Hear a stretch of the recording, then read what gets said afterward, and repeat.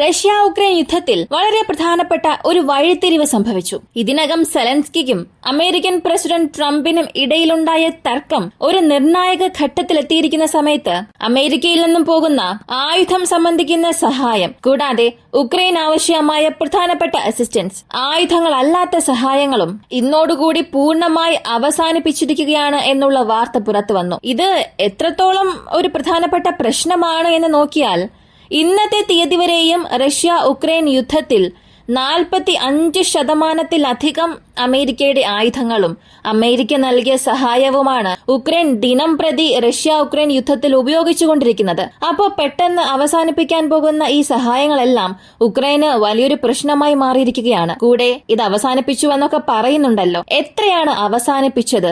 ഏത് തരത്തിലുള്ള ആയുധ സഹായമാണ് അവസാനിപ്പിച്ചത്? ഇവയെല്ലാം ഈ വീഡിയോയിലൂടെ വിശദമായി അറിയാം.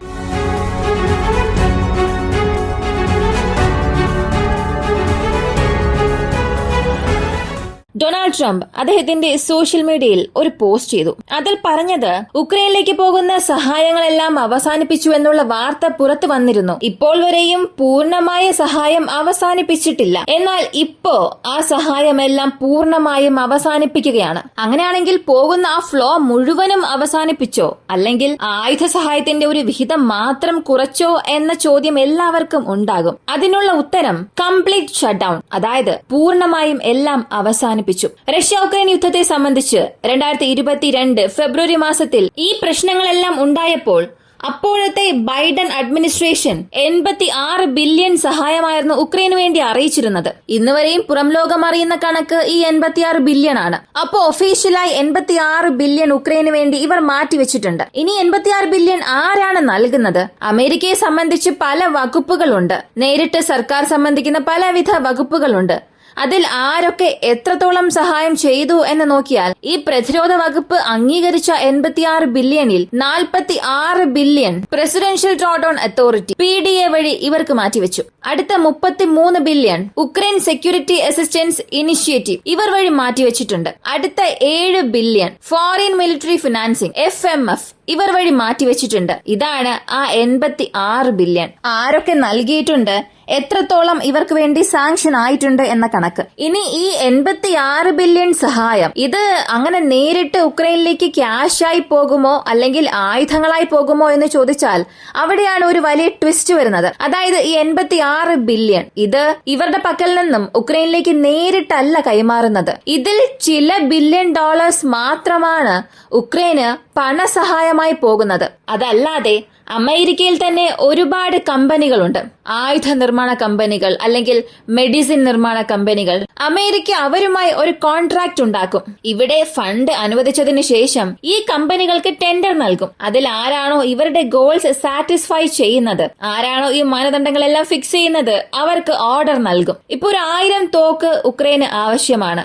ഈ 1000 തോക്കുകളുടെ വില $1,00,000 എന്ന് ചിന്തിക്കുക.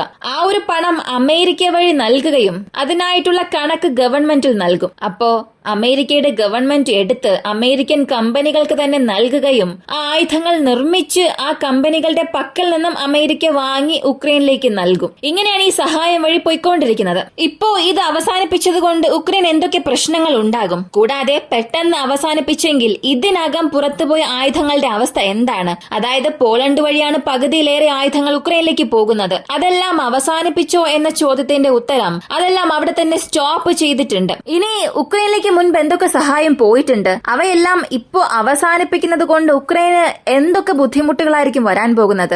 ഏതൊക്കെ സഹായമായിരിക്കും ഉക്രൈന് ഇല്ലാതാകാൻ പോകുന്നത്? ഈ ചോദ്യത്തിന്റെ ഉത്തരം Mi-17 ഹെലികോപ്റ്റേഴ്സ്, ഇതിനാവശ്യമായ സ്പെയർ പാർട്സ്, വെപ്പൺ സിസ്റ്റത്തെ സംബന്ധിച്ച് അബ്രാംസ് പീരങ്കി, T-72 tanks, javelin anti tank guided missiles, Hawk system, single aircraft system, ഇവയ്ക്കെല്ലാം ആവശ്യമായ സ്പെയർ പാർട്സ്, ഇവയ്ക്കെല്ലാം ആവശ്യമായ റീഫിൽ ചെയ്യുന്ന മിസൈൽസ്, ഇതിന്റെ എല്ലാം ട്രാൻസ്പോർട്ടേഷൻ കോസ്റ്റ്, ഇവയെല്ലാം അവസാനിപ്പിച്ചിട്ടുണ്ട്. അപ്പോ 86 ബില്യൺ ആരൊക്കെ അനുവദിച്ചു, അതിൽ എന്തൊക്കെയാണ് അവസാനിപ്പിച്ചത് എല്ലാം നമ്മൾ കണ്ടു. ഇനി ഈ പറയുന്ന സഹായം ഉക്രൈനിലേക്ക് പോയി ചേർന്നിട്ടുണ്ടോ, എത്രത്തോളം എമൗണ്ട് ഉക്രൈനിൽ എത്തി എന്നുള്ളതും നമ്മൾ അറിയണം. ഇതെല്ലാം CSISന്റെ റിപ്പോർട്ടിൽ വ്യക്തമായി പറയുന്നുണ്ട്. CSIS എന്ന് പറഞ്ഞാൽ centre for strategic and international international studies ഉക്രൈനിൽ എത്രത്തോളം സഹായം പോയിട്ടുണ്ട് എന്നുള്ള കണക്ക് ഇവർ പുറത്തുവിട്ടു. യുഎസിന്റെ ഡിപ്പാർട്ട്മെന്റ് ഓഫ് ഡിഫൻസ് അനൗൺസ് ചെയ്ത എയ്ഡിൽ നിന്നും 28.6 ബില്യൺ സഹായം ഉക്രൈനിലേക്ക് ഡിസ്പാച്ച് ചെയ്തിട്ടുണ്ട്.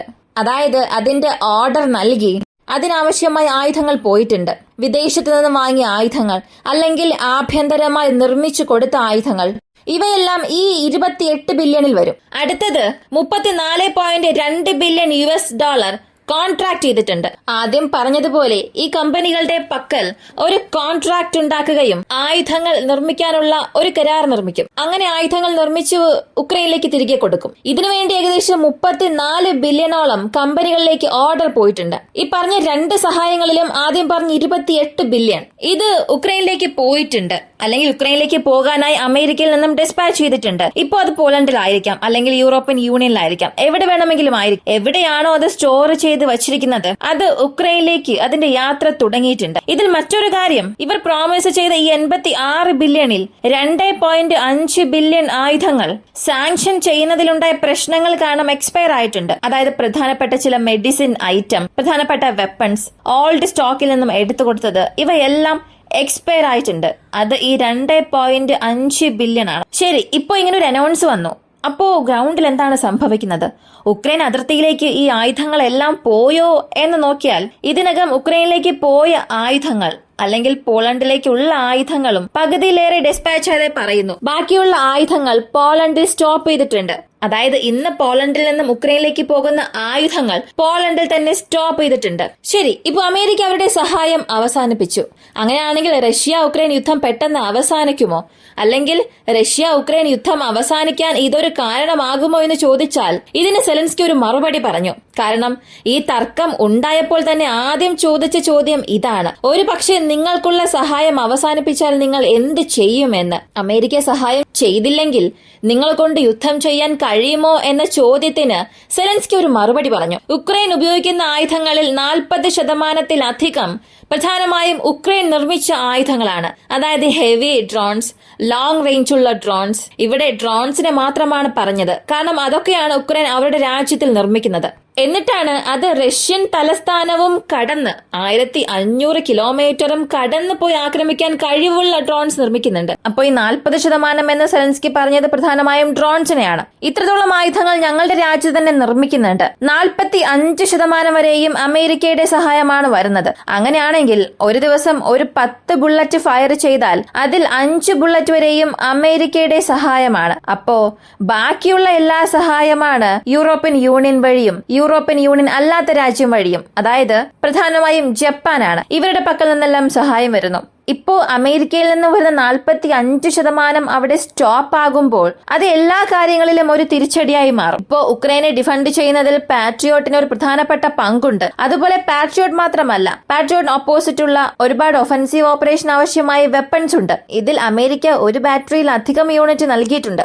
അപ്പോ ഇതിന്റെ ഓപ്പറേഷൻസ് എല്ലാം അവിടെ സ്റ്റോപ്പ് ആകും. കൂടാതെ ഇപ്പോൾ ജർമ്മനിയിൽ നിന്നും ജർമ്മനി നേരിട്ട് നൽകുന്ന സഹായം മാത്രമാണ് ഇനി ഉക്രൈനിലേക്ക് വരികയുള്ളൂ. ജർമ്മനി വഴി അമേരിക്ക നൽകിയ ആയുധങ്ങളുണ്ട്. അതായത് ജർമ്മനിയുടെ പക്കൽ നേരത്തെ ഒരു പഴയ എയർ ഡിഫൻസ് സിസ്റ്റം യൂണിറ്റ് ഉണ്ട്. അമേരിക്ക ഒരു ഫണ്ട് ജർമ്മനിക്ക് നൽകിയിട്ട് ഈ പഴയ എയർ ഡിഫൻസ് സിസ്റ്റം യൂണിറ്റിനെ ഉക്രൈൻ നൽകാൻ ആവശ്യപ്പെടും. പകരം പുതുത് ഞാൻ നൽകാം എന്നും പറയും.